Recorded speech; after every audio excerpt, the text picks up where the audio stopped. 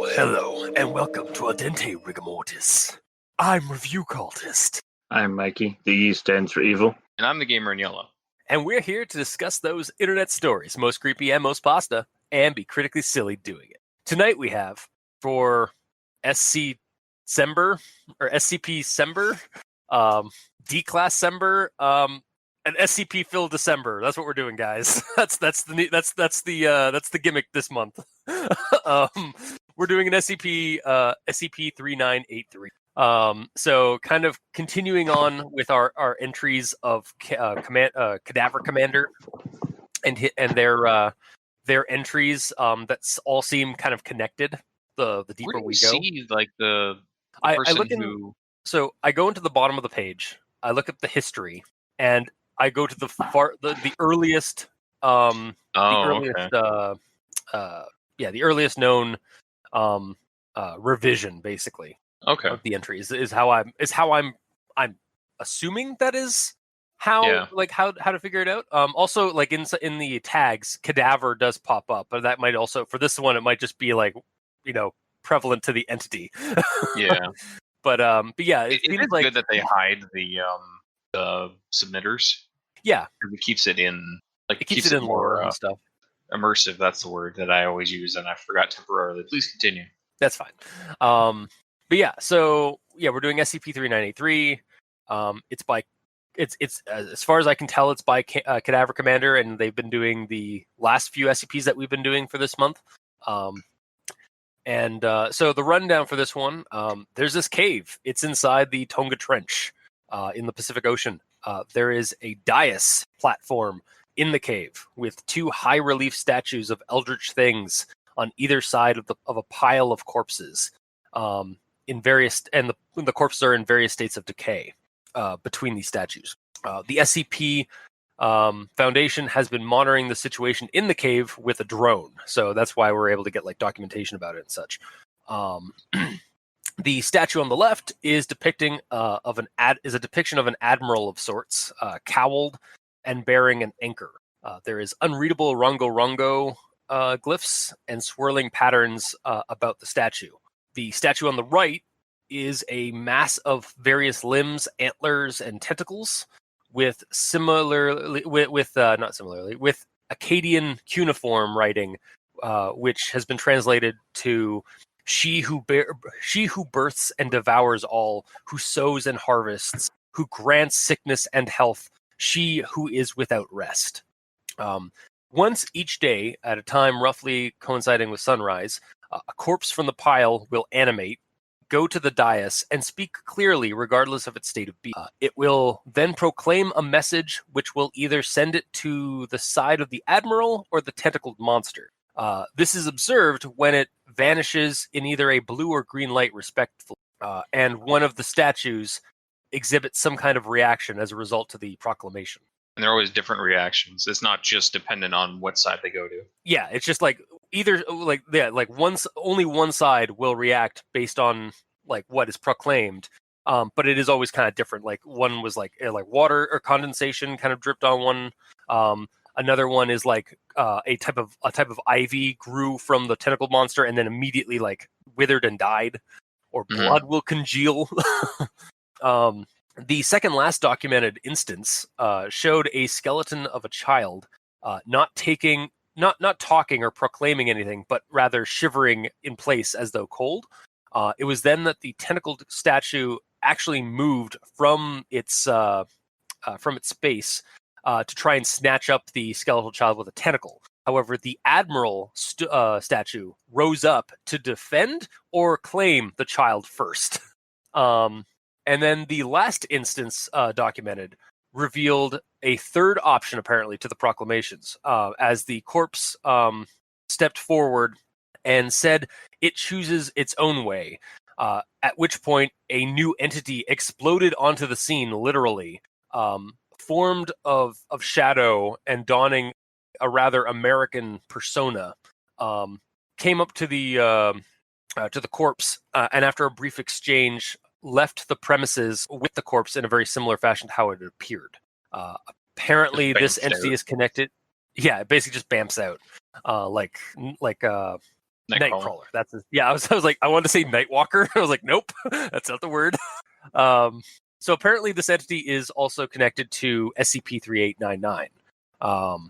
And for further documentation, we'll go into that further later.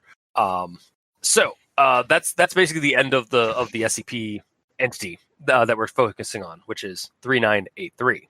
So yeah, grammar acquisitions. Everyone tolerates it. We have at least 2 people now that moderately tolerate it. Yes. There's somebody on the SCP on one of our YouTube comments who's like, I moderately tolerate the grammar acquisition. Moderately tolerate. That's fine. Yeah, that's fine. I mean, that's all we expect. So does anybody have grammar acquisitions? Because I don't. I do not. I have a 2-sentence it story. Cool. All right. It's worth doing. And now, a 2-sentence it story with Mikey. The E stands for evil. Take it away. Its face is obscured by a hooded cowl. It consists of an array of biological structures. However, its specific form is difficult to determine. Finn. Actually, you're not done. I'm staring right now at one of them in my quotes that you did not do. Sorry, let me just. It's in brackets, so I could understand maybe why you'd miss it. But it continues, and then it goes on to the description of the SCP. Oh, wait, that's something I did. Damn it! Whoops. That's. Wow. That's sorry, I was so overzealous there for a second. Oh, you idiot! You missed one. Ha! Oh. Yeah. Yeah. Things happen. It's fine. I'm keeping that in to show my own idiocy. It's fine. But yeah, okay. So then that's it for your grammar quizzes, and you have nothing else? Yep. Yeah, this one was pretty well formatted. Otherwise, I was expecting unnecessarily long run-on sentences, but like I was even stopping to check to see. No, they're not really run-ons anywhere. I mean, you know, like it depends on like how well or how many people have like viewed it and like edited the thing. Because I mean, these things go through several iterations and revisions. Like they're always being improved on, according to the history of the articles. So then I guess we'll move on to actual thoughts. Wow, this is gonna be a short one, guys. Maybe. Going to start with this one. Special containment procedure. Due to its remote location, physical containment of SCP-3983 is unnecessary. And then it continues and then goes on to eventually like describe the SCP entry in like a separate format or in a separate like paragraph and such. And you know, I don't think we've brought this up before with SCPs, but I like regarding the layout and like the format.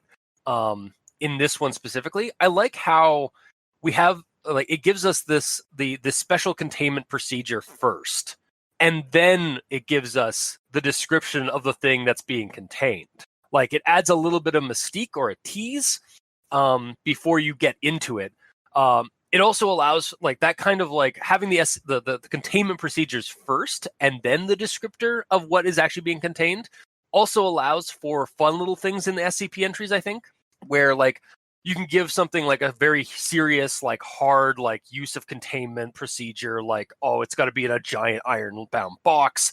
No, like cameras are only microphones so that we can tell like if it's moving and stuff. And then reveal in the description that it's basically just a cute little puppy. Yeah. But then also go in and say that the puppy will redacted. Yeah. If unleashed. Like Definitely. There's definitely a room and for variety of creative ways to play around with that format. And again, for this one specifically, like I like how like I just realized like while I was reading this one, I was like, man, like it's really good like that they have like the containment procedures and then go into the description exactly what is the thing that we're trying to contain in this one. Yeah, because with most SCPs, like when they're talking about a containment thing, they either say they can't but they want to, or they can but it gets out. But this one, it's like it's unnecessary. So yeah, like from the get-go, I'm like, why is it unnecessary? Yeah, like regarding the last one we did with the Hall and Hank, like I think it's like He can't be contained, or this SCP like has failed containment, or like we haven't been able to contain it, blah blah blah, blah. And then it goes in. It's like it's just like an old fisherman, like along that wanders around the eastern seaboard, and oh, by the way, every time he casts something out in the ocean, he draws up like a kaiju-sized eldritch horror that we have to put down. Yep. His name is Hank, and it goes into all these like normal things after. Exactly, like that's what I love about it. It's like it's very. The bureaucratic like horror and bullshit is what makes this like this type of writing and narrative very fun.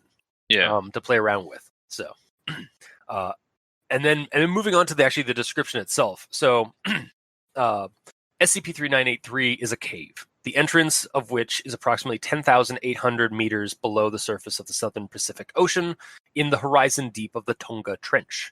So I actually looked up the Tonga Trench.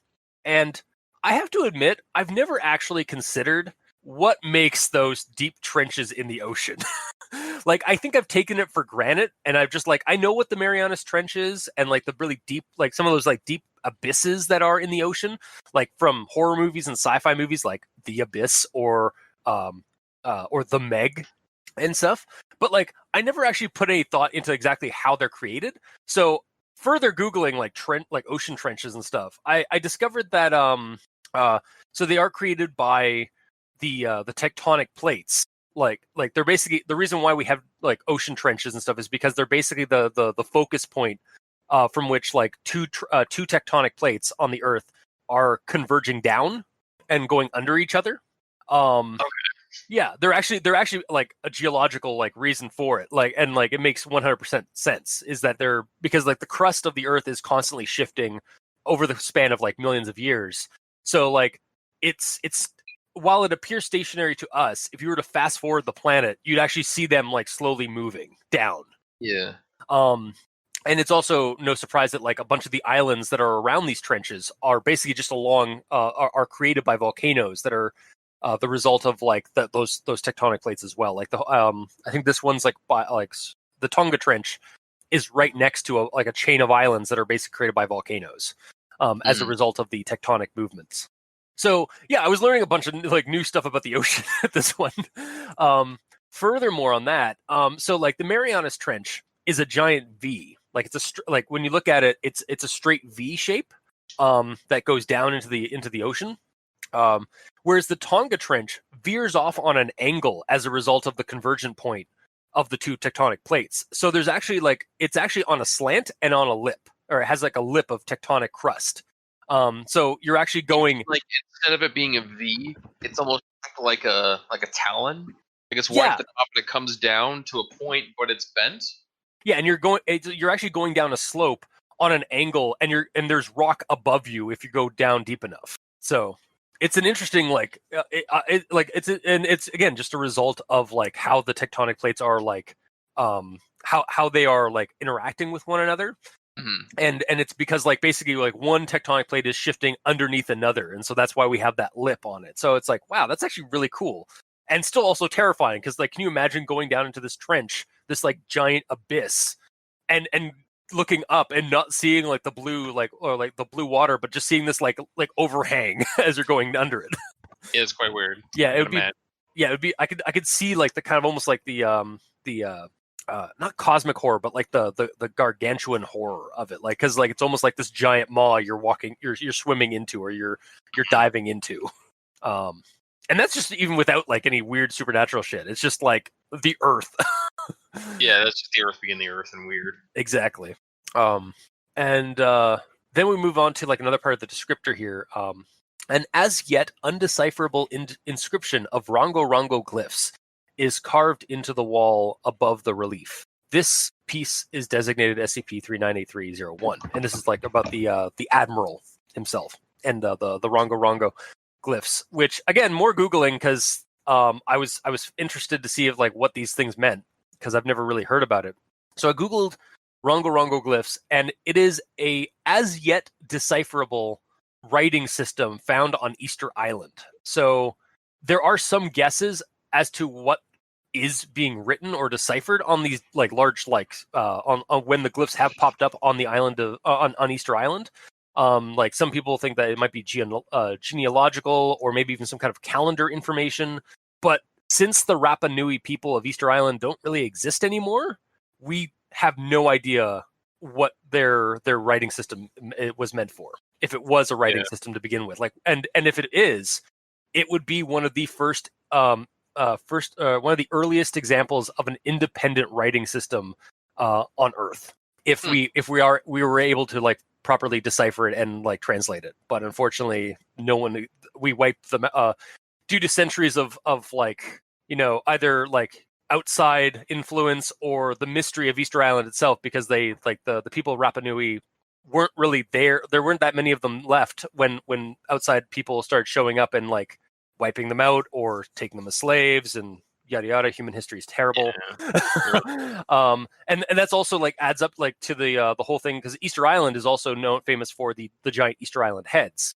And we still don't know much about them and like how they created them and why they created them, and such like that. So like I honestly encourage anybody listening who's interested in the Rongo Rongo glyphs and Easter Island itself to go actually look it up, because it's an interesting mystery outside of the SCP entry.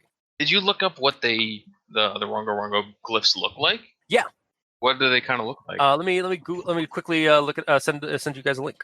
Rongo Rongo. It's pretty interesting because it's almost like it's an interesting like glyph system, because it's almost like a writing. It looks like the Nazca lines, but like as hieroglyphs is the best way I could like I can interpret it. But let me just quickly send you guys the link. Like we have a few things like, and like there's a couple of attempts on the Wikipedia to like to try and decipher some of the symbols, but we have no idea what they mean like in context to the culture. Like like we know there's a couple of them like there's like fish, palm tree, man standing, crayfish. Yeah, just because they look like those things. Yeah, exactly. But like there's what did it say? Lozenges. Yeah, exactly. Lozenges. Aren't those like a modern thing? I mean, the it might be. Let me look it up. Lozenges. A lozenge is a rhombus or a diamond shape. Oh, okay, which makes sense. Yeah, because lozenges like are generally like the tablet themselves are usually like in the diamond shape. So okay, I learned a thing. It might also be like a different word, because lozenge there is spelled with a Z, where lozenge is usually spelled with an S with regard to your throat, like the thing that helps your throat. Yeah, that's why I was confused. I'm like, what? Yeah, but yeah, it's a really interesting like pictograph system that I actually really like, because it's like it at a glance is like what it's just all squigglies. It's like no, it looks like it actually has like a pattern to it, which is really cool. So yeah, learning some things in this episode, in the reading up this SCP. Mm-hmm. It's interesting to see like that. And again, I encourage anybody listening who's interested in like the Rongo glyphs and like to look up that and the Easter Island mystery, because like that whole island is weird and cool with the with the giant heads and such, and like the missing people, the missing like civilization that existed there, maybe.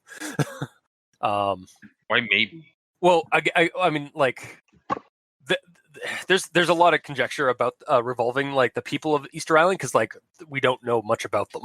I mean, someone sculpted the Easter Island heads. Yeah, but how?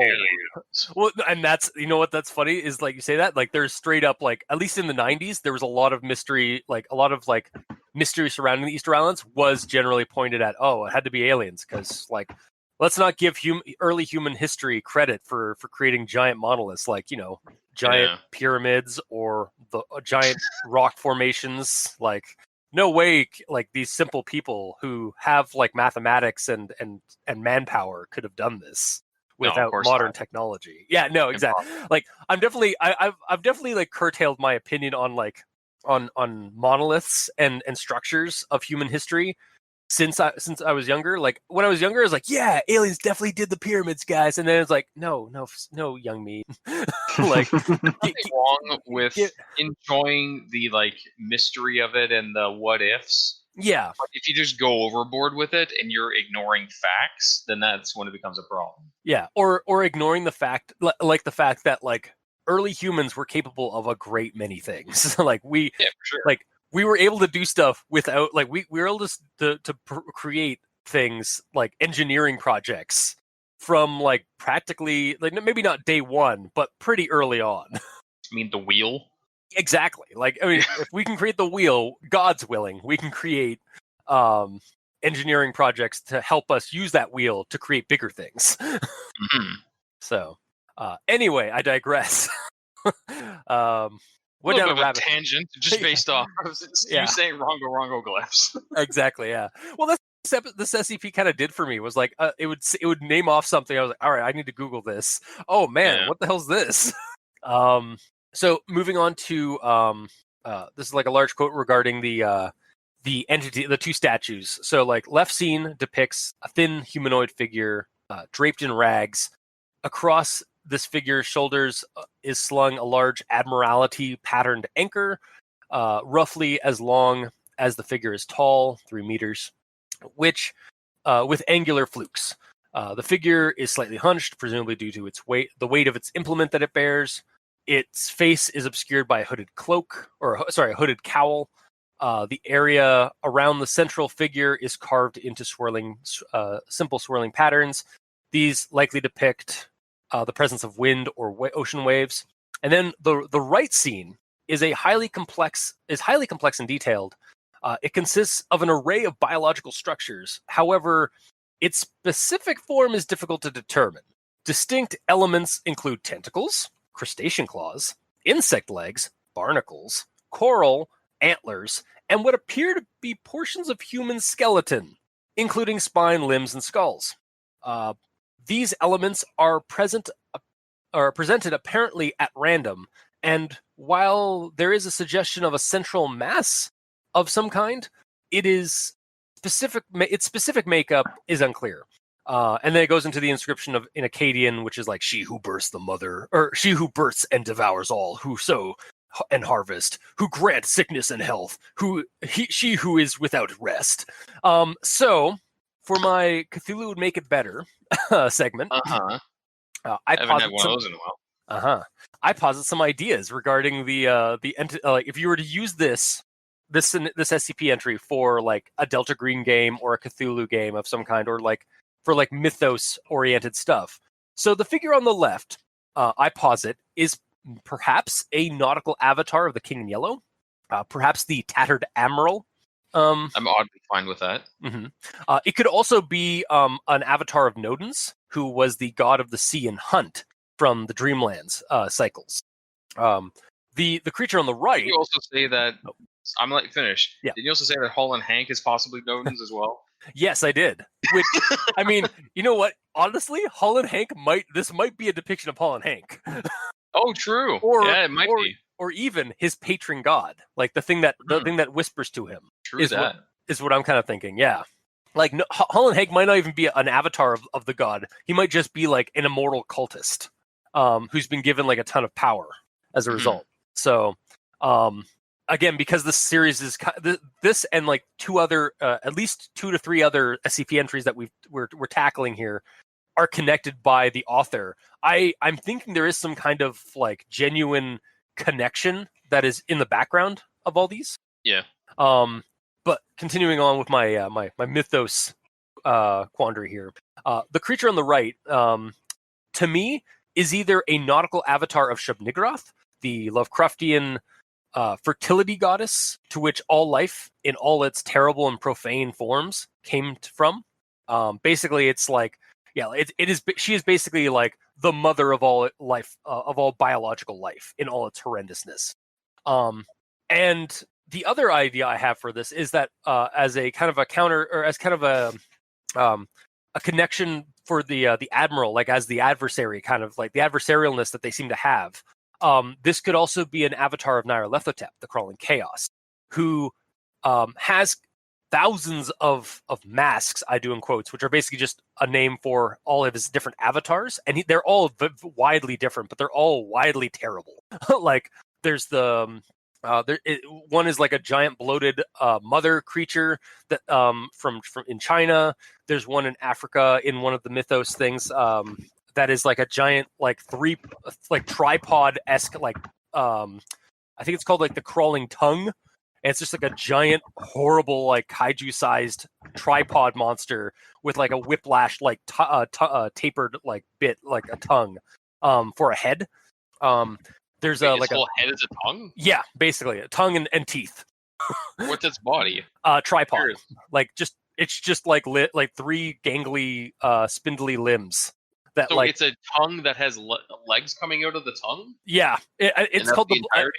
yeah. This thing's called the bloody tongue. Is the form it takes, or is what it's known as by its cultists. And this is from the RPG campaign Masks of Nyarlathotep, where you're going globetrotting across the world, hunting down Nyarlathotep cults. Yeah. Here, let me pull up an image of the bloody tongue. That bloody tongue. And you at home could check out Nyarlathotep and the bloody tongue. It's the second image in this one. I was gonna say The one with the red like tip. Yeah. the first one has the best logo on its mask. Oh yeah. Well, this is from Chaosium, which is the guys who do like they're the ones who created the Call of Cthulhu tabletop RPG. So Okay, so the tongue thing has a body. yeah, I said, it does have the a body. entire body Yeah. is the tongue. You're like, yeah. Yeah, I remember like I mean there's different depictions you can do of it, but Yeah, yeah, fair. I remember it of like as just like being this like tripod with a giant tongue monster thing on the front on the top. But yeah, like something like basically I wouldn't be surprised if like if you wanted to use this in a like a Nyarlathotep Nodens like thing, because like there is definitely some kind of adversarial like competition going on between the two statue entities. In this cave, and there in the mythos, Nodens and Nyarlathotep are nemesis to each other. So it could be like that they're basically like gathering sacrifices or like soldiers for their own armies that they're going to combat with against each other. Yeah. Because it does seem like that's kind of what happens here. Like given the like with the judgment dice and like the person's like proclamation makes them choose a side, basically. So Yeah, it seems like it. yeah, You're drafted for two different militaries. exactly. Yeah, if you want to take it into like like a simple military term, it could also just be like a type of like afterlife, like for sacrifices. Like maybe the corpse pile there, like it's being generated. Like whenever a cult somewhere in the world makes a human sacrifice, the body just teleports to this cave. Yeah. So and I guess that's the story didn't say specifically that the pile is being added to. It's just there's a pile.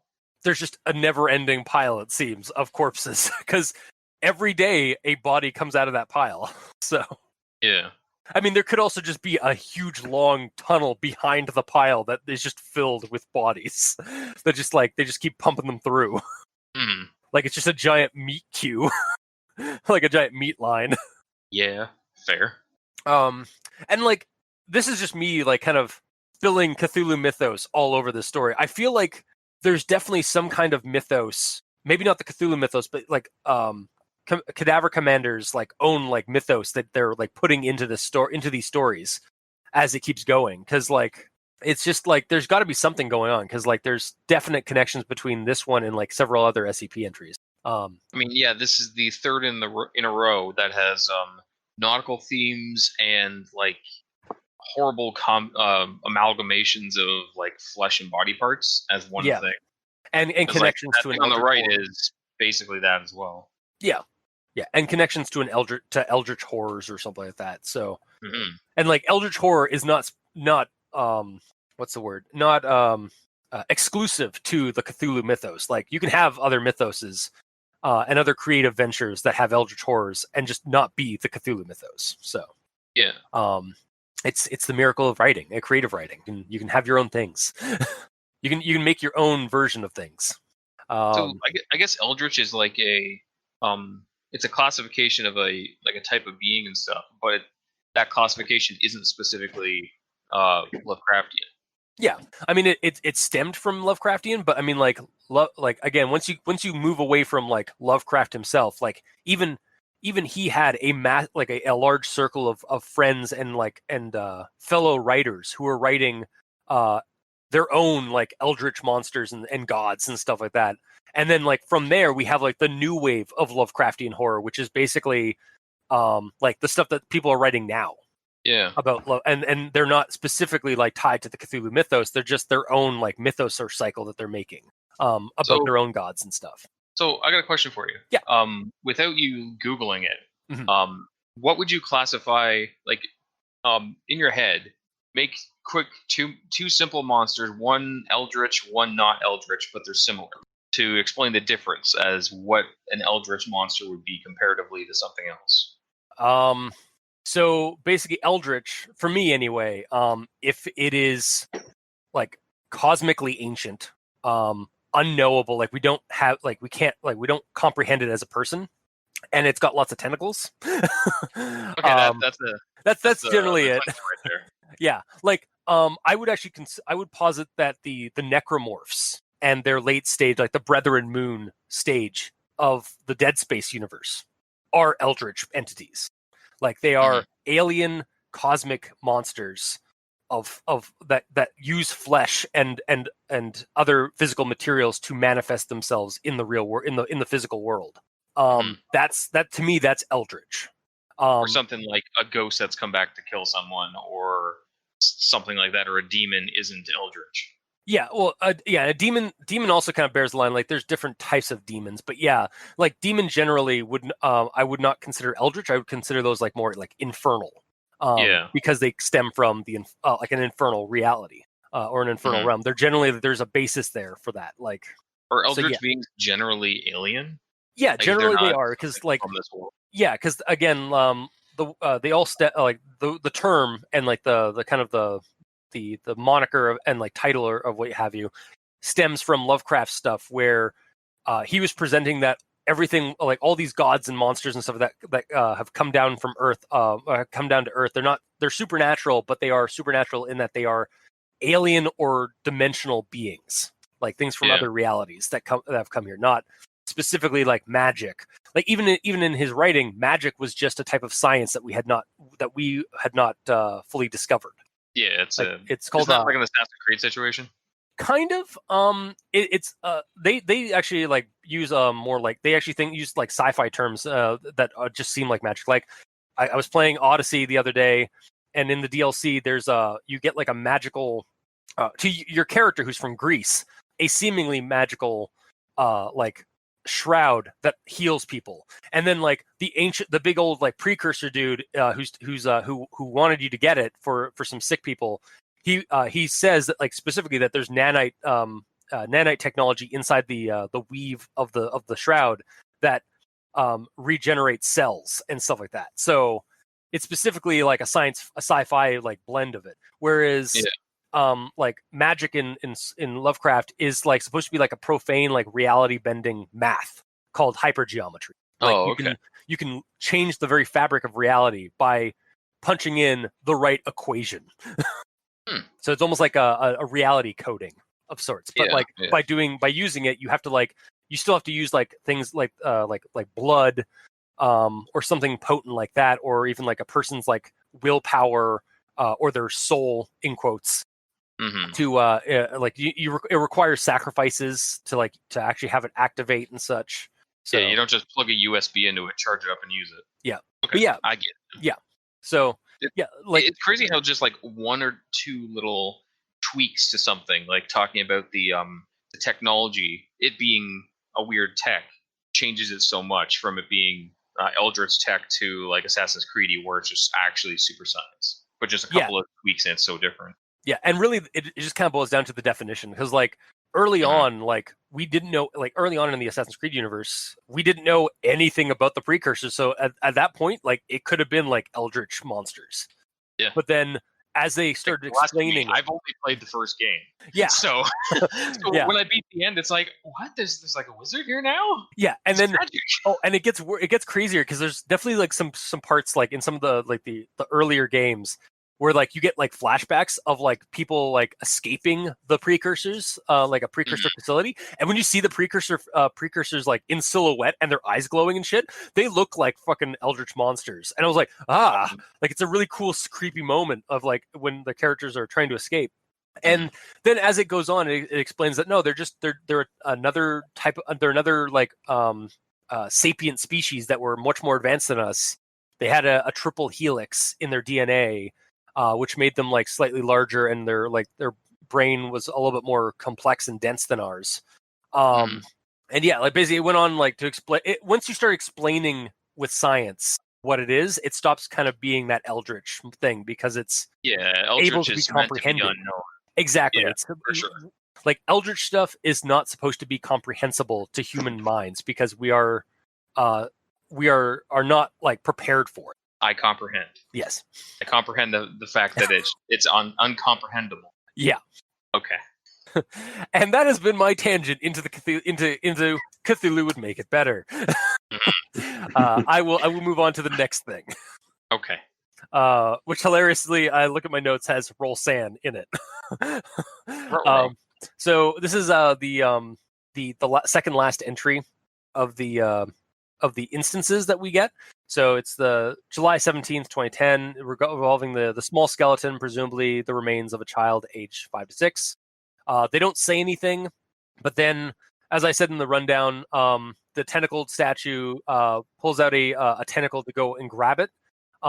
However, the admiral literally comes out of his spot in the statue in the alcove or wherever he is, and like defends the child skeleton by like destroying the tentacle, and then taking the child with like a flashlight or a flash of blue light, and then going back to his spot, like after like basically doing the eyes, like the fingers to the eyes, and then the fingers to the monster. Was kind of like the gesture I was getting from his like pointing his anchor to the monster as he like goes back to his spot. Yeah. And at this point, as I was reading this, because I was just like, and roll sand, please, to the player characters who are obviously in charge of monitoring the situation and watching the drone footage of this. Like, I mean, they'd be rolling sand for all of them up to this point. Okay, so like, and I go into that here. At this point, like, all the other ones have been pretty by the numbers, like pick a side and proceed, with subtle manifestations on the statues, which to me, in terms of a context of like the Cthulhu tabletop game or Delta Green game, it would be no more than like a 0 to 1 sand loss. Like, you roll your sand, did you succeed? All right, 0 sand. That was weird. Okay, but out of a game scenario, where you're saying that you're going a little nuts when you're seeing it, it's a pile of bodies that are seemingly dead, and then they're waking up, saying things, and disappearing. That is, and doing weird things to the A and B statues, diorama statue things. So all that stuff are things that cannot be done.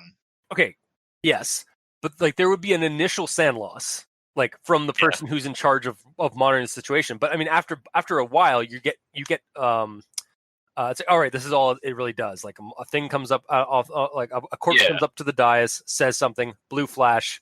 One of the things is going to manifest something. Okay. Yeah. So he took a light sand loss on the first, and then as soon as he started getting used to it, it's like, no, here's a really bad one.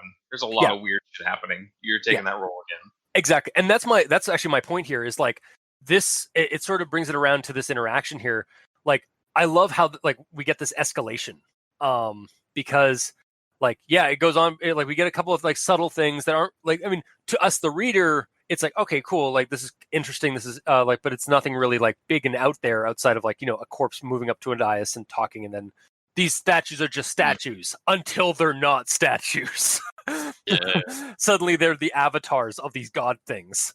And roll sand, please. Like, that's what I was trying to get at here. Is like. I love this. Like, it's not that the other stuff isn't fucked up at all. No, it's that this is, even if you're used to seeing all the previous ones, this is still fucked up.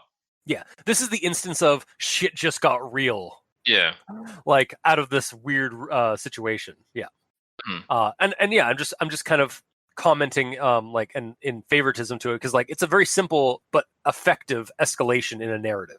Because like you get a couple of really cool, like some weird but not too drastic things, and then you drop the base on this drastic situation here, where like the statues are animated. Yeah. And then I move on to the 398304. And I don't want to go into like the full like transcription because it's a full thing. Honestly, you should go and read it. It's really cool. But it's basically the Shadow Man who pops out of like an explosion and basically takes the corpse who is asking for a third option of basically like free will. And like, goddamn, like, all right, through my mythos lens, this right here is the avatar of Nyarlathotep. Just all about fucking over the other elder gods. Save for Azathoth, because Azathoth is his king. But so if he is that one, who did you call Nyarlathotep before? Which one? I called the giant. I called the giant tentacle monster. So then, what is it now? It could still be. Honestly, it could still be as Nyarlathotep, because Nyarlathotep is an eldritch. So this is the thing about eldritch horrors; they can be in the same place twice as different things. Okay, like, and because he's sort of, so he's like an eldritch Loki. That's kind of his deal. He's a trickster thing. So he could be tricking this guy into thinking that he's giving him another option, but he's just joining the green side. Yeah. Because I said, like there's a whole campaign, the Mask of Nyarlathotep, where you're going across the world fighting fighting and putting down different avatars of Nyarlathotep, and they all exist at the same time around the world. Like there's the bloody tongue in Africa, there's the bloated woman in China, there's the dark man in the woods in Massachusetts, there's the Black Pharaoh in Egypt. Like they all have, and they're all the same. They're all technically the same creature. They're just different versions of him that exist coexistently. They all, would they be a hive mind? I guess you wouldn't even know. Yeah, the answer to it is yes and no. Sometimes they do, sometimes they don't. Yeah, like sometimes they're trying to destroy. Like it seems like the overall thing is fuck over humanity or fuck over the earth or like or not really. Just like he's a crawling chaos, so he's chaos incarnate. So there might be an avatar that is not too bad, and like even somewhat like at the very least like not malevolent to humanity. But then there's like a ton of them that are totally malevolent to humanity. Yeah. Or just want to see the world ushered into his rule, or like see the world ushered into a new era of chaos and torment, or enlightenment, depending on your view of it. If you're a cultist to him. Every time you're saying chaos in my head, I'm hearing chaos control. Fucking Shadow the Hedgehog. Oh, okay. God damn it. But yeah, so it's either an avatar of Nyarlathotep that like that's also the tentacle thing, and then also this trucker like guy that pops in, the shadow trucker, or it could be that the tentacle creature is actually just Shub-Niggurath, and the admiral is either the king in yellow in a form or Nodens. And again, that's just my mythos lens, like seeing this whole thing. Like it could also just be completely different entities that CadaverCommander has come up with themselves, to which I would like to know more. So I have a question about the shadowy figure guy. Yeah. So he has a build hat, which either means baseball or trucker hat, right? Yeah. But he's a shadowy figure. Is it a shadowy figure that's wearing a mundane hat, or is the hat itself also shadow and he's just covered in shadow? Based on the description we get, which it says like it's basically like very heavily, he's basically a silhouette. Like there's a silhouette of what looks like a cigar in his mouth, as he's like turning around, like as he's turning his position from the drone. Like SCP-3983 nods, SCP-3893 or 398304 snorts and removes what appears to be the silhouette of a cigar from its mouth, issuing a gout of smoke. That's the only silhouette thing it talks about. Let me take a look at It says the figure is an indistinct, shadowy humanoid, adopting the rough shape of a large, overweight human male wearing a build hat. So yeah, it seems like he's either cast in shadow or he is made of shadow. Yeah. Yeah. So he's also a hedgehog. God damn it. Shadow the Hedgehog. Well, apparently he's a trucker, according to the from what I gleaned from what the when I went to the link for 3899, which is what he is connected to apparently. The image is a giant truck. Yeah. So like is like a giant moving truck. So and yeah, like basically like I just this entry, like okay, moving aside from my mythos stuff, here's and here we go into another entry down the rabbit hole that is the Commander Cadavers or the CadaverCommander's SCP narrative. Where like we've got another SCP entry which is by CadaverCommander. Mhm. So I did have a Santa Claus SCP scheduled for next week, but I think we're gonna have to just make this December all about CadaverCommander's SCP entries. Yeah, it might have to be. As we go down yet another rabbit hole to another entry. So Actually, I'm gonna quickly check. Is this the last one in the series, though? Because if there's another one, then we might as well keep going. Well, we're gonna have to take a break after December because we have Jeff Yor. So, Yeah. Hey man, we have one commenter in the YouTube channel on our YouTube channel that is looking forward to it now. Everyone's gonna be looking forward to it. Everyone loves Jeff the Killer. I only like one of them. But yeah, far. I did do a cursory look. I may have missed something, but I think 3899 is the last one. I believe so too. I did a quick scan. I did not see any links. Okay, but yeah. So I might just be a sucker for Eldritch Americana or good old boy personalities on monsters. But yeah, I really liked this creature's personality when I was not prepared for it when I dropped into the into that transcript. Yeah. That incident report. I was like, wait, what? I was like, because at this point it was like it's this like somber, like weird, creepy judgment of like souls that's going on, or like and like the taking of souls from by two factions, and like okay, that's really kind of cool and creepy, and you can have a lot of play with this. And then the shadowy guy pops in. He's got glowing eyes. Oh, what is this guy? And his first word is "hot damn." Yeah, I literally like read this whole thing. Like, yeah, it's like this is his dialogue. Hot damn! I know that's right, little buddy. I hear you loud and clear, partner. You don't want any of this shit. Complicated. You want to get the hell back on the open road and let the throttle out wide. You want to hear the thunder of your own engine. You ain't got no quit in you. Is that right? Just like you're goddamn tooting. Like literally he's his line. Talking about like the open road and the throttle and the engine and everything. I really thought he was talking about like getting on a Harley. Yeah, right, exactly. Or getting on a Harley or getting in a big old truck and just and then just riding across. Like I just mean like the entire me reading that whole transcript. I thought he was talking 100% biking. There's no other way around it. And then the link at the end is like, okay, trucking maybe. Okay. Yeah. Well, again, that's also kind of like the terminology or like the kind of like dialect that is associated with American truckers. Yeah, but it is with bikers. It is with bikers. I will as far as I know, which is very minimal about both biking and trucking.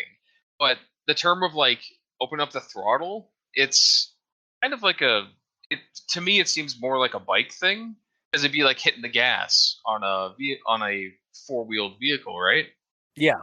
Like it is also hitting the throttle, but that's not the colloquial word for it, I guess. I mean, like I feel like I've heard it said by truckers, like on American Truckers or like those those like reality shows where like it's a bunch of truckers moving hull from like one state to the other kind of thing. Yeah. And again, yes, it is the same damn thing. Yeah. It's just because it was the word throttle, I could not get the whole Harley Davidson kind of look out of my mind. Yeah, and again, it might be like something included, like because like this creature sees Eldritch Americana, like he is definitely an American god. Yeah, like and honestly, like now that I'm thinking about it, like for table talk kind of thing, like tabletop RPG stuff, I could kind of see using this creature. Like maybe I'll get a little bit deeper into it. Maybe when we talk about Bubba here, whatever this guy's name is. Bubba. I just it's like a name for like it's like the kind of just like my name for like that kind of character. But like when we get into his entry, I feel like what? Sorry. Bubba Lethatep? Oh, yeah, Bubba left the tap. Yeah, exactly. It's almost like Bubba Hotep. 100%. Yeah, Bubba left the tap. There you go. You're welcome. On top of like Call of Cthulhu or Delta Green, like being used for this, I feel like there might be some room for the very rules light, like 1-shot, 2-shot kind of RPG game motherfucking truckers. Or sorry, sorry, I got it wrong. Motherfucking crab truckers. Oh, yeah, there you go. Where you play as motherfucking crabs riding motherfucking trucks for the motherfucking crab goddess across a weird America. and the whole plot is like you narrate something and then whatever you say goes until somebody else says no motherfucking way, and then you have to roll off. Like that's the rolling mechanic is like you can spout stuff and say that your character is going to do something, and it's true until either the GM or another player says no motherfucking way, and then you're rolling off to compete against to see who narrates the situation. So if your players are like really passive and nice and they don't want to interrupt you, you just say the entire story and they just sit there quietly.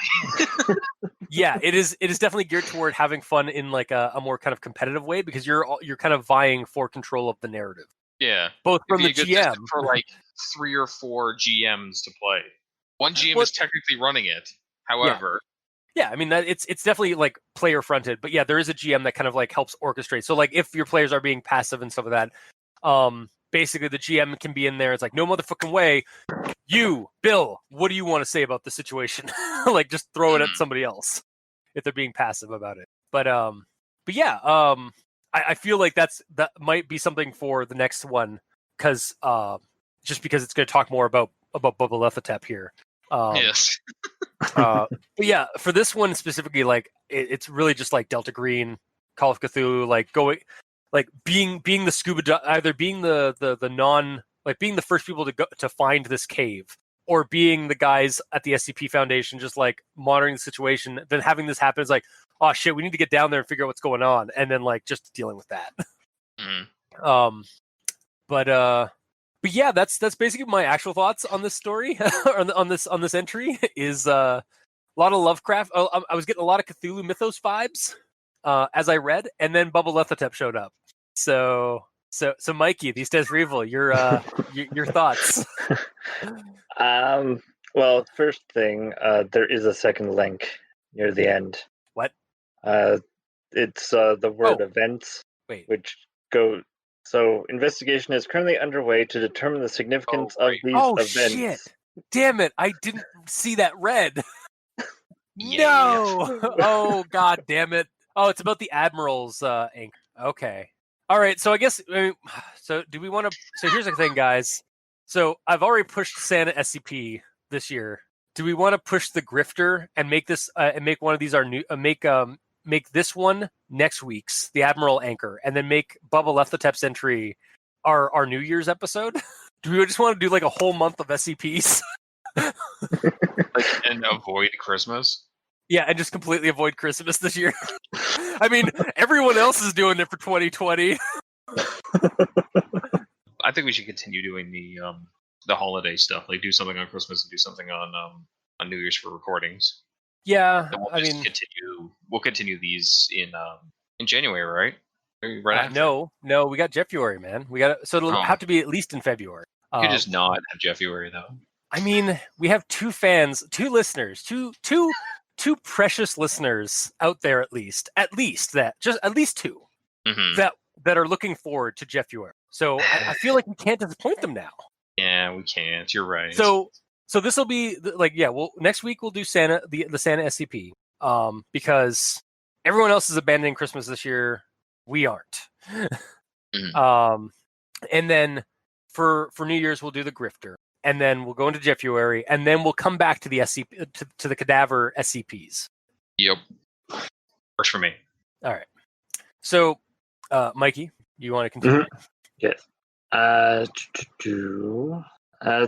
So I don't have a lot of actual thoughts here, but looking at it, so it looks like these statues are basically gods that decide the fate of lost souls, basically.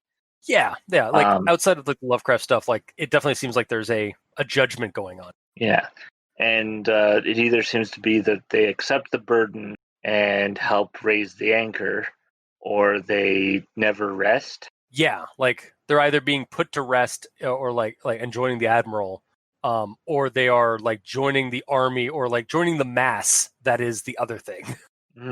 Yeah, and then the one guy that chooses neither gets whisked away by SCP-3899. Yeah. And I honestly want to know more. Like, is that more of a one-off type thing or one-off type thing? Yeah. And like, if other people are defiant, then the two gods will just fight like they did over that baby skeleton. Yeah. And also, what happens if a live person says something down there?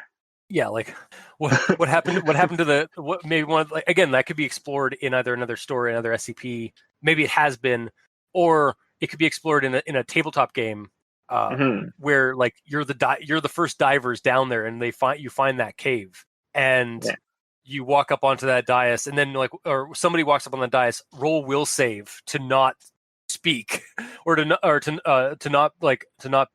spout a proclamation. Basically, like maybe there's some kind of like as soon as you step on that that dais, there's some kind of something befalls you to like compels you to proclaim your allegiance, kind of thing, right? Well, and my thought process is that this could be expanded because the SCP has dispensable people for such a purpose. Yeah, D class. Mm-hmm. Good old D class. Those criminals that are totally expendable. Yeah. So for I'd like to know more than what we end up getting. So. Yeah. No, I'm with you. I definitely feel like there is something going on in the background, and like basically, CadaverCommander is like weaving a story in the backdrop through these SCP entries, and I'm here for it. Yeah, so that's pretty much all I've got. Okay. Gamer, what say you? I'm finishing writing something up. One second. I'm currently writing up my own story right now. Done. All right. So I only have a few things myself. Okay. One being the awesome header is back. Excellent. So I didn't know 100% if all these stories were the same submitter. Yeah. Until you said so today. Well, yeah, because I did. I mean, I've said who posted these ones, every single one, but well, yeah, it was during this. It was during this one that I like actually looked in. And was like, it is CadaverCommander doing all of these ones. So, okay, so they're all like seemingly done by the same author. Also, with regards to that image at the top, it is part image, but like all the writing is editable, editable, editable. Oh, it can be edited.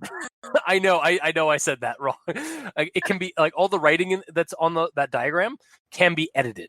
So it's not just a flat image that they're putting in there. That's actually part of the format. What image are you talking about? Oh, that. Yeah, the containment. Yeah, all the header images of that. Yeah. Yeah. Like I'm looking at circle things with the lock and the numbers and the stop sign. That's images. However, it's all everything modular. else is formatted. Yeah. Wow. Yeah, and I wouldn't even be surprised if like the separate like all the different icons, like they're all modular as well. Like they're probably like all like cut. Like this is probably all cut up. And like basically every time the person goes in, they can either Photoshop or like web design, basically like designed to be like able to move things out. Because I think it looks like the images can all be like moved like separately from like where they are. Yeah, so. Like the whole stop sign thing on the right. It's just using the same images. So like when you click in, okay, it's dark. So then the dark thing goes there in the stop sign. Yeah. It's pretty neat. Mm-hmm. Yeah. Again, it's we've been gushing over this since we found it in the first of these entries. Since like this. It wasn't in the first one. Was it not in? Was it not? I don't remember it because I was surprised it was in the previous one. Okay. What was the first one called? Give me a second. I can pull it up because it's been. I think it's 3897. Perhaps. I actually have to pull up my list of pastas we've been doing this week. I already had my stuff pretty much ready to go. Yeah, 3897 is the flying mass of tentacles. Yeah. And it didn't have And that one does not have a header now. Oh, okay. So maybe like as they went on, one they started doing stuff. Yeah. Yeah. Yeah. Moving on. So a dais, I had to look up what that was, so I learned a thing. Okay. I don't know all the things. I know. I'm sorry. I shouldn't have judged you that way. I know. I mean, it is a church thing. So.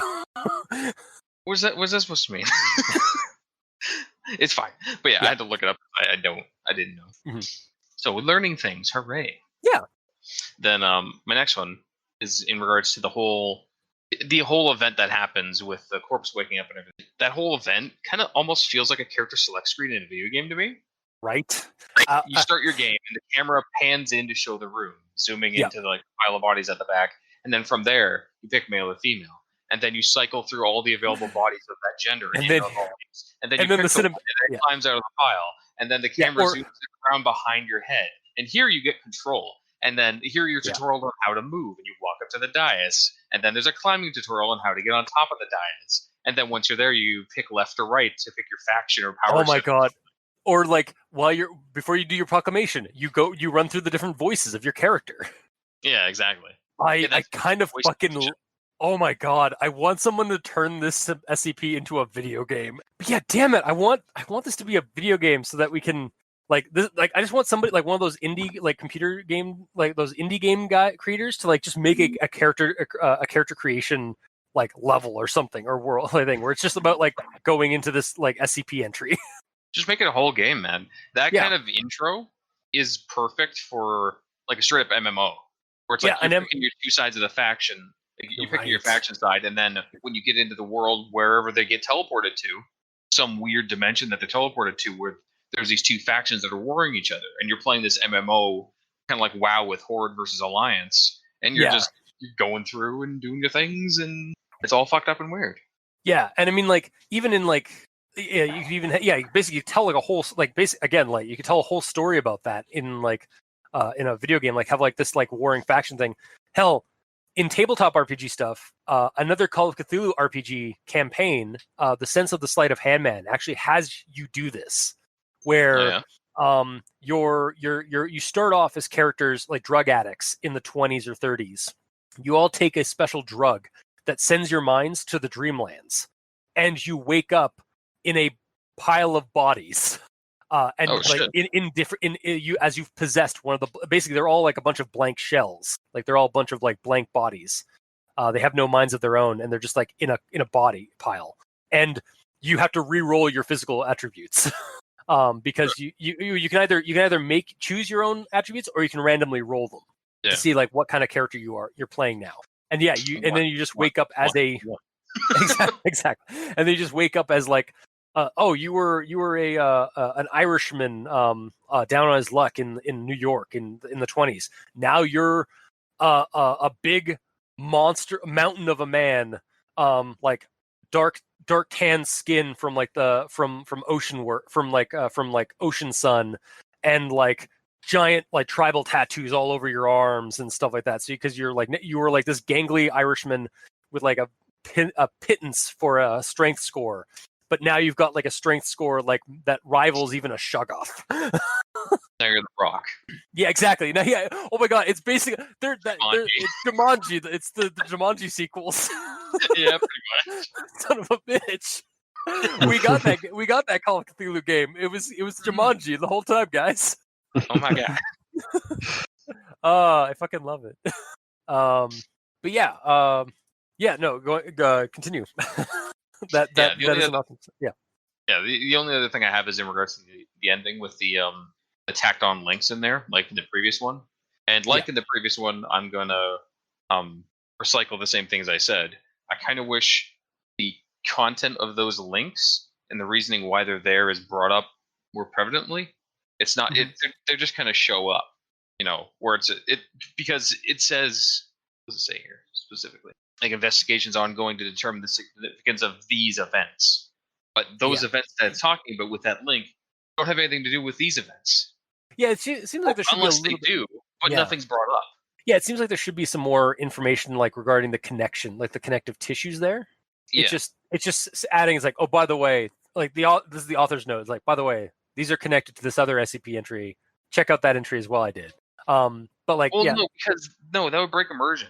no, I don't. I mean, like that's kind of what it's saying, like Yeah. between the lines, kind of thing. Like because there's no like real connective tissue that is promoted. It's just kind of out of the blue. Yeah, but it doesn't have to be. In the previous one, we connected the tissue by saying like these events may also coincide with events of our experience with SCP-3899 and stuff. Instead of it being like a sortie has been established, a sortie to establish meaningful contact with SCP-3899 has been initiated. It's like, what? What does that have to do with any of this? It didn't call that other guy 3899. It called him SCP-3983-04. Yeah, it should have said like it seems like there seems to be a lot of heavy similarities between between 04 and this SCP entry. So or like following the events of 3893-01 incident report of the 27th of November 2010. There was further contact with the shadowy being, which is now deemed SCP-3899 as he is his own entity, and this is and then on that link that shows it. There needs to be something there to connect it. Yeah, it's a little too sparse at the bottom, like that kind of connective tissue pair. Yeah, it almost feels like all the stories were written and then they were assembled in an order, and then there was just a little blurb at the bottom to connect them instead of having the connective tissue being written in. Yeah, I'd be curious. Like maybe I'll try and like dig it up for like next session or next episode we do this. To see if like these these bottom paragraph things were like a later addition, because I mean again like I've said earlier, these entries can be edited like, and they go through like various like revisions and such too. So like this is page revision number 23. Oh, wow. And it was last edited September 11, 2020. So what I really like about the SCP stuff, it's edited a whole lot.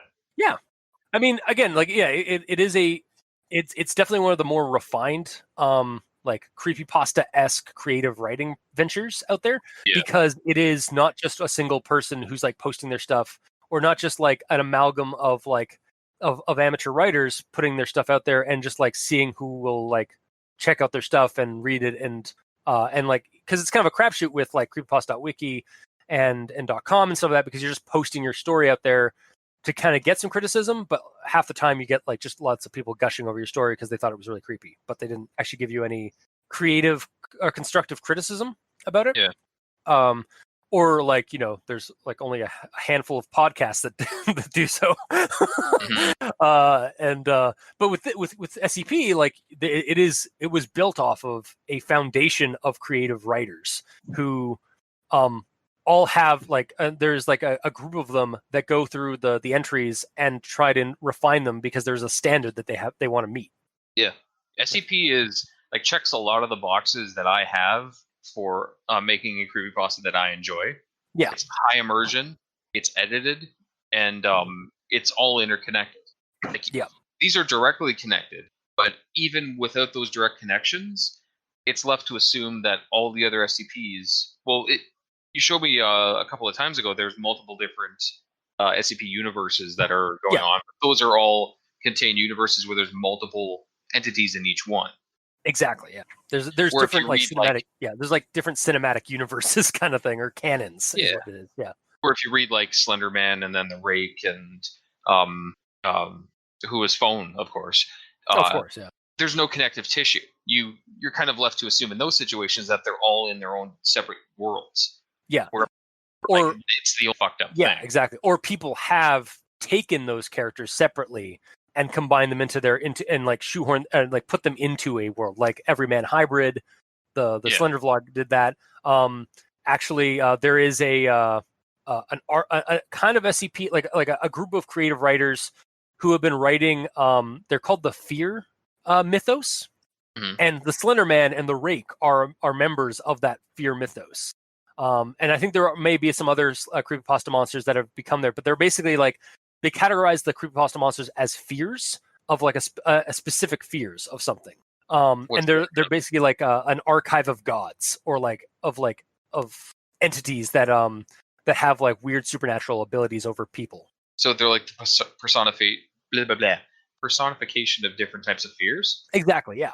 Like What's the fear of I'd have to I figured you'd know off the top of your head. It doesn't matter. I think it's either fear of the unknown or like the fear of like isolation. Yeah, I was going to go with unknown. Because I know the rake is the fear of violence. Sounds about right. If I remember correctly. It's been a hot minute since I've taken a look over at the fear mythos. But yeah. Yeah, that's about all I got for my notes. All right. Well then, I guess we move on to final thoughts. So yeah, regardless of my mythos lens, and regardless of if this is in fact like tied to some kind of like the Cthulhu mythos or not, I really do like how CadaverCommander is weaving this narrative between the various entries that we've been touching on.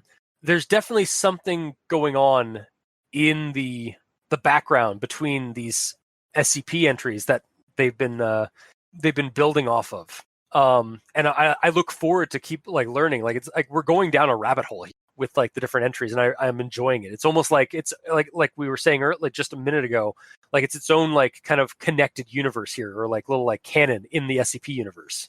Mm-hmm. And yeah, that's just a really cool feeling of like I'm excited to keep digging into it. Now we'll have to wait. Well, you'll have to wait, audience, for like another month or so before we go on to back to the next two that we've found. And I mean, who knows? Hopefully, maybe there's a few more entry like links that we've missed. Oh God, I don't think we have. I don't think so.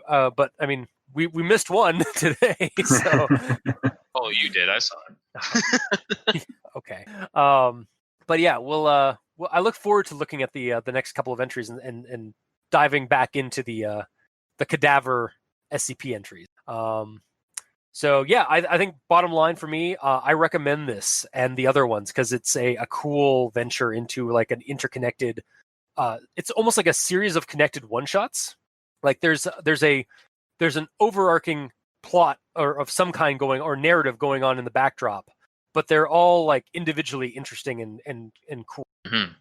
So, like if you had a cannon in another cannon, exactly, fired yeah, out of the first cannon.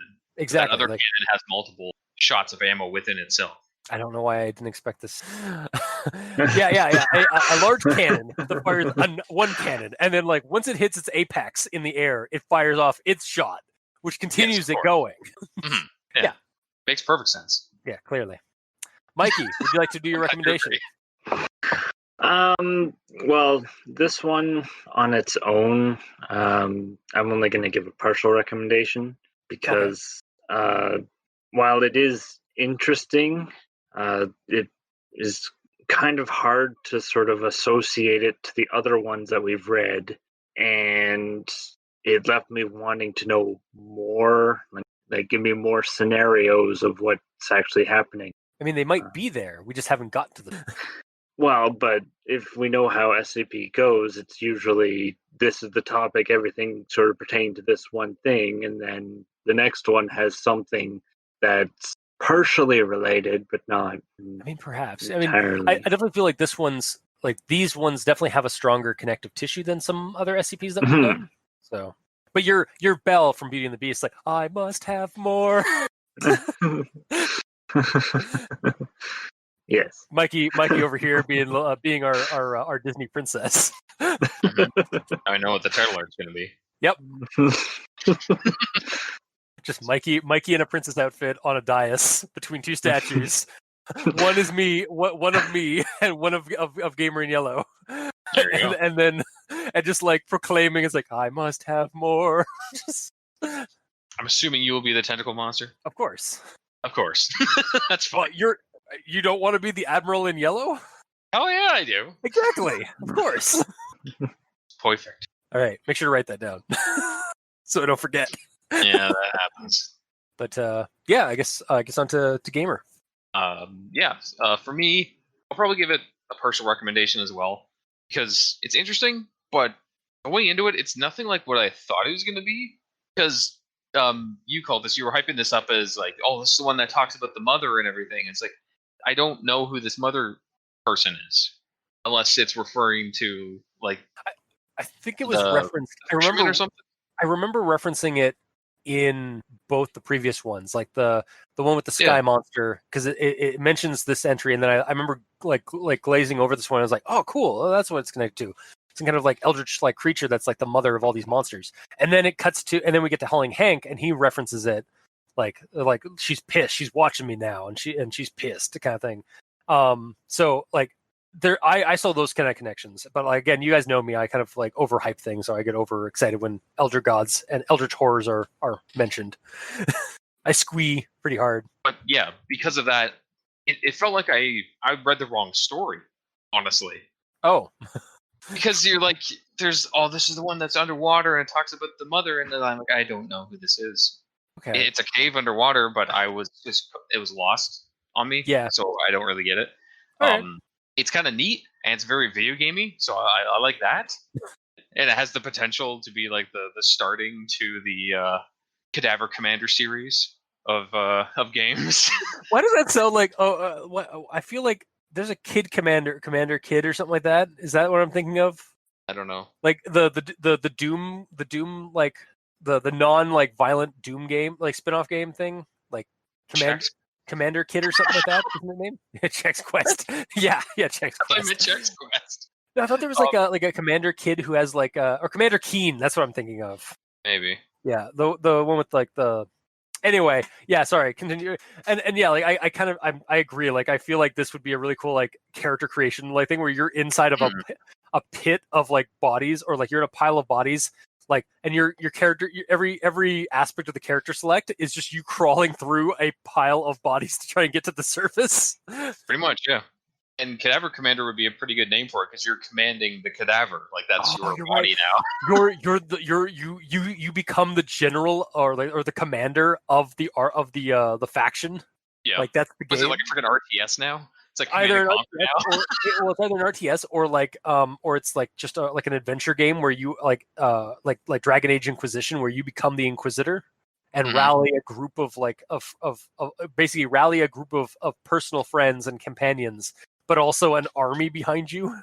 Hell yeah. It'd be really fucking cool. It would be like a really cool, like gross necromancy sort of kind of thing, because you have all these like lost souls that are all like still like bodies of various states of decay. It'd be like a really cool like Netherworld style like adventure game. God, I want this game. They're all just like people, you know? Yeah. They're not like weirdly they're being puppeted by their own mind basically, but they're not robot-y in a way, you know, because all these guys that are saying things, they're saying things like their character, like the character was in life. Yeah, like you're still them. This is reminding me so much of the not Tartarus, the Hades DLC for Assassin's Creed Odyssey, where you're in the underworld helping out a ton of lost souls. Nice. Like that's kind of what I'm getting from this. It's like, God damn it. Yeah, and they're just like people like from the Greek world with their that were people from the Greek world, and now they're lost souls in Hades, and you're trying to help them out, like reach their proper afterlife. Nice. And it was just like, so it's just that, but you're one of them. Yeah, and you've been tasked with like commanding them, like for this army against another faction. So cool. God, I love this. Thank you, CadaverCommander, for creating, for inspiring this, for giving us these entries. Damn it. For unintentionally inspiring the game series based on your own name. Yeah. That is totally a real thing. Set in a canonical, or set in an SCP universe. Mm-hmm. Otherwise known as our headcanons. Yeah. I might have to like take this and borrow it for our Myth's End campaign. Oh yeah. Or even like make this into like a Dungeon World campaign where like you guys are like the people who have been chosen. Mm-hmm. Well, that's an option. Yeah, might have to do it. We'll have to see. On my recommendation, the story itself, I can only give it a light recommendation because I also don't see as much connective tissue for this one as the previous two. Because the previous two, it's like, okay, flying amalgam of bodies, okay, that's a thing. Then Hall and Hank is a thing, but it says in the story, it's not tacked on the end. It says in the story that flying amalgam of bodies is always around him when he's doing his fishing. Yeah, and then this one shows up, and it's not referencing the previous ones at all. Except for Hall and Hank is like he says like she's watching him, and then it's like this may be related to this entry here. Yeah. Who's she? And like it doesn't. It's not like the fisherman guy is Hole and Hank, unless it is. Unless he's the one that's telling Hank to do stuff, or is Hole and Hank. Yeah, we're not sure yet. Yeah, this one just seems, out of the three so far, this one seems the furthest removed from the connective tissue between all this. Gotcha. I have a recommendation for that. Yeah, it's the thinnest like thread. Yeah, for sure. Okay. So hopefully the next two will explain this one enough that it all connects. That'd be awesome. But as it is, this one is my least favorite, unfortunately. All right. No, fair enough. So mostly positive recommendation. Just in various states of decay. Yeah, mine's like, I think mine's the most negative out of everyone's recommendation from the sounds of it. Yeah, I mean, you didn't see as much like connective tissue as like some of us did. So. That's my word of the day, it seems, for this one. It's said it like 15 times. Yeah. All right. So, yeah. That was this week's episode. If you like what you heard, or if you didn't, leave us a comment in the comment section below, where this gets posted, whether it be on Podbean, Facebook, YouTube, or Tumblr. You can also send us some emails at aldenterigamortis@gmail.com. That's ALDENTERIGAMORTIS@gmail.com, where you can leave us suggestions for other creepypastas, SCPs, spooky stories, urban legends, cryptids. Let us know if you want us to talk about spooky stuff. We'll do it. And yes, we know we spelled the name wrong.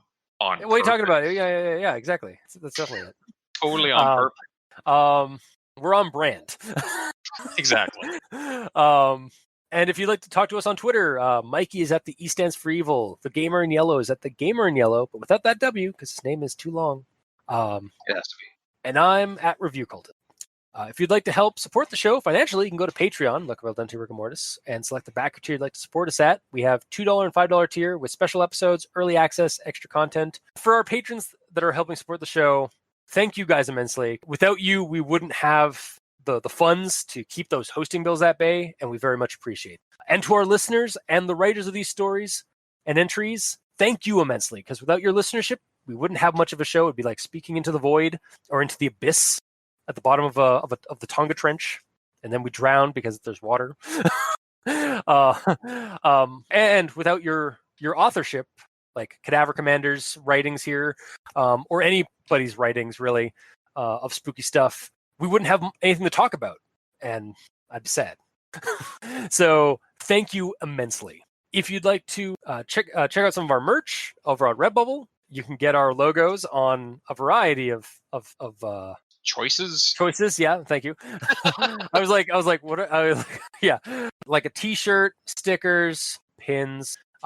In this day and age, you can get it on a mask. That'd be like a really cool, like just like our Maw logo on a mask would be really cool. That would be a badass mask.